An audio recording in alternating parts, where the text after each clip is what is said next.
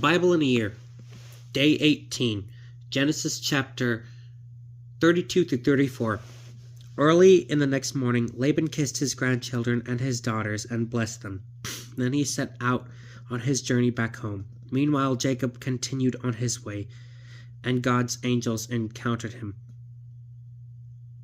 And when Jacob saw them, he said, "This is God's encampment." So he named that place Mahanaim. Jacob sent messengers ahead to his brother Esau in the land of Seir, in the country of Edom, ordering them, "Thus you shall say to my lord Esau, Thus says your servant Jacob, I have been residing with Laban and have been delayed until now. I own oxen, donkeys, and sheep, as well as male and female servants. I have sent my lord this messenger in hope of gaining your favor." When the messengers returned to Jacob, they said, "We found your brother Esau. He is now coming to meet you, and 400 men are with him." Jacob was very much frightened. In his anxiety, he divided the people who were with him, as well as his flocks, herds, and camels, into two camps. If Esau should come and attack one camp, he reasoned, the remaining camp may still escape.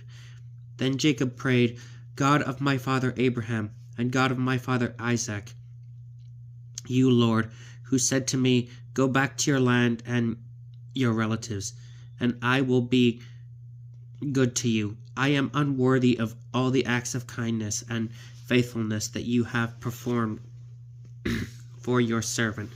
Although I crossed the Jordan here with nothing but my staff, I have now grown into two camps. Save me from the hand of my brother, from the hand of Esau. Otherwise I fear that he will come and strike me down, and the mothers with the children. You yourself said, 'I will be very good to you, and I will make your descendants like the sands of the sea, which are too numerous to count.'" And after passing the night there, Jacob selected from what he had with his present for his brother Esau 200 she-goats and 20 he-goats, 200 ewes and 20 rams, 30 female camels and their young, 40 cows and 10 bulls, 20 female donkeys and 10 male donkeys. He put these animals in the care of his servants in separate herds, and he told the servants, "Go on ahead of me, but keep some space between the herds." He ordered the servants in the lead. "When my brother Esau meets you and asks, 'To whom do you belong? Where are you going? To whom do these animals ahead of you belong?' Tell him, 'To your servant Jacob, but they have been sent as gifts to my lord Esau. Jacob himself is right behind us." He also ordered that the second servant and the third and all the others who followed behind the herds, "Thus and so you shall say to Esau when you reach him, and also tell him, 'Your servant Jacob is right behind us.'" For Jacob reasoned, "If I first appease him with a gift that precedes me, then later, when I face him, perhaps he will forgive me." So the gift went ahead of him, while he stayed that night in the camp. That night, however, Jacob arose, took his 2 wives with the 2 maidservants and his 11 children, and crossed the ford of Jabbok. After he got them and brought them across the wadi, and brought over what belonged to him, Jacob was left there alone. Then a man wrestled with him until the break of dawn. When the man saw that he could not prevail over him, he struck Jacob's hip at its socket, so that Jacob's socket was dislocated as he wrestled with him. The man then said, "Let me go, for it is daybreak." When Jacob said, "I will not let you go until you bless me." "What is your name?" the man asked. He answered Jacob, Then the man said, "You shall no longer be Jacob, but Israel, because you have contended with divine and human beings and have prevailed." Jacob then asked him, "Please tell me your name." He answered, "Why do you ask for my name?"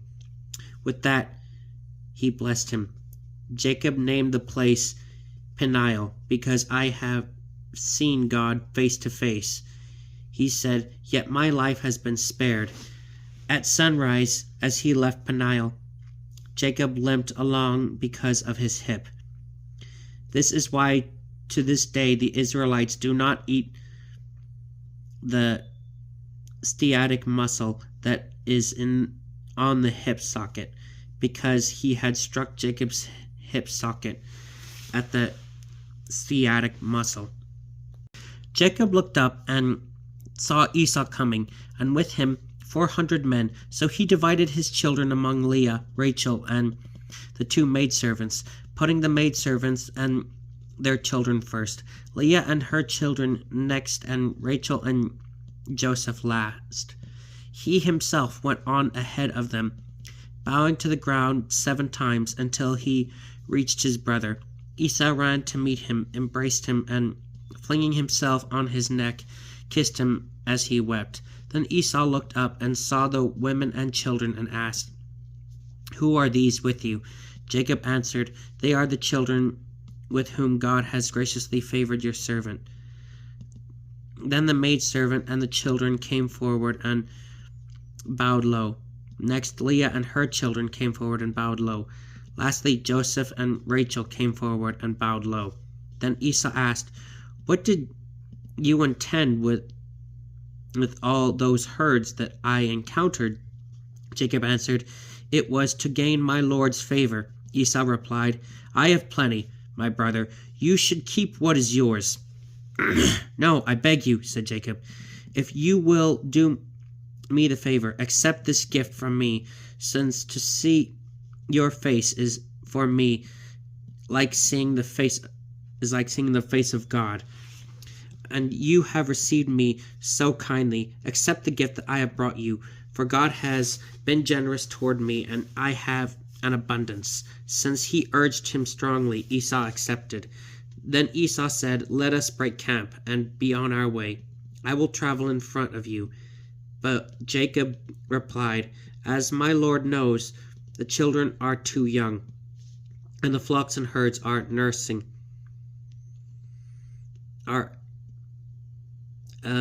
concern to me. If overridden for even a single day, the whole flock will die. Let my Lord then go before his servant, while I proceed more slowly at the pace of the livestock before me and at the pace of my children, until I join my Lord in Seir."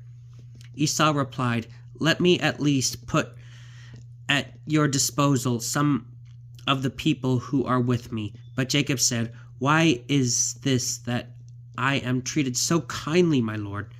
So on the day Esau went on his way back to Seir, and Jacob broke camp at Succoth.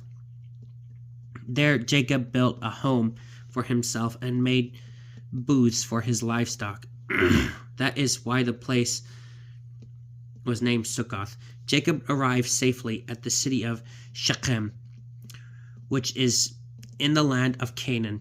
When he came from Padan Aram, he encamped in the sight of the city. The plot of ground on which he had pitched his tent he bought for 100 pieces of money from the descendants of Nahor, the father of Shechem.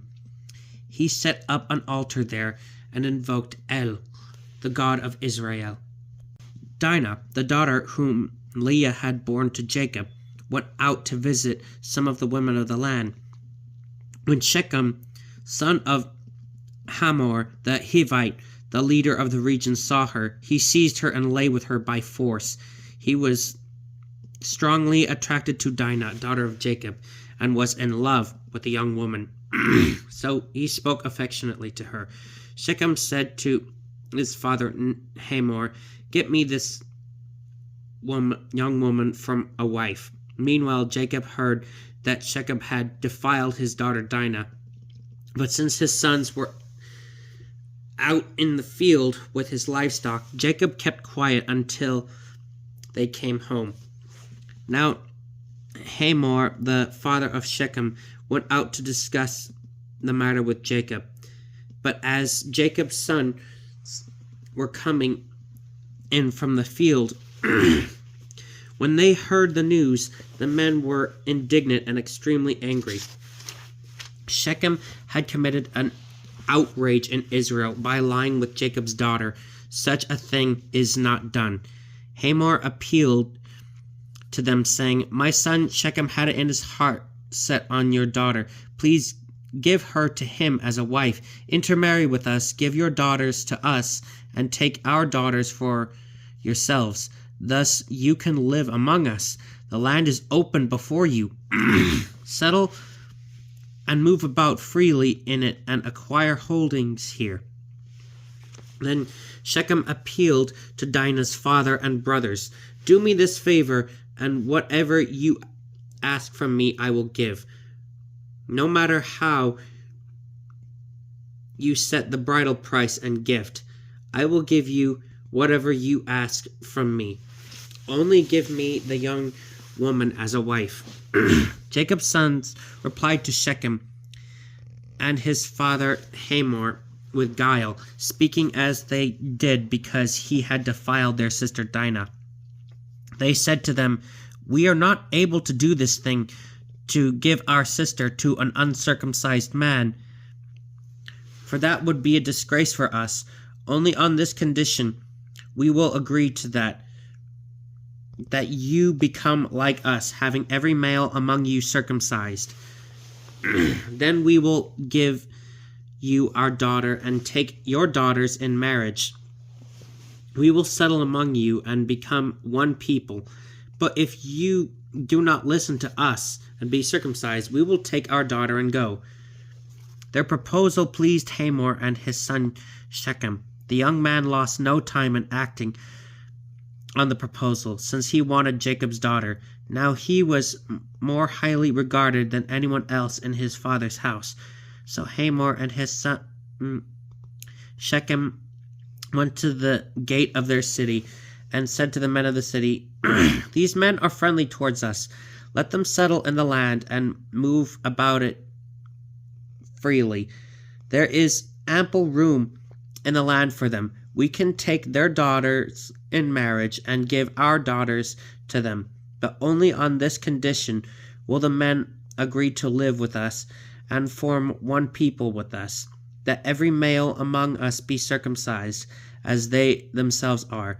Would not their livestock, their property, and all their animals then be ours? Let us just agree with them, so that they will settle among us." All who went out of the gate of the city listened to Hamor and his son Shechem, and all the males, all those who went out of the gate of the city, were circumcised. On the third day, while they were still in pain, 2 of Jacob's sons, Simeon and Levi, brothers of Dinah, each took his sword, advanced against the unsuspecting city, and massacred all the males. After they had killed Hamor and his son Shechem with the sword, they took Dinah from Shechem's house and left. Then the other sons of Jacob followed up the slaughter and sacked the city because their sister had been defiled. They took their sheep, cattle, and donkeys, whatever was in the city, and in the surrounding country they carried off all their wealth, their children and their women, and looted whatever was in the houses. Jacob said to Simeon and Levi, "You have brought trouble upon me by making me repugnant to the inhabitants of the land, the Canaanites and the Perizzites. I have so few men that if these people unite against me and attack me, I and my household will be wiped out." But they retorted, "Should our sister be treated like a prostitute?" This is the word of the Lord.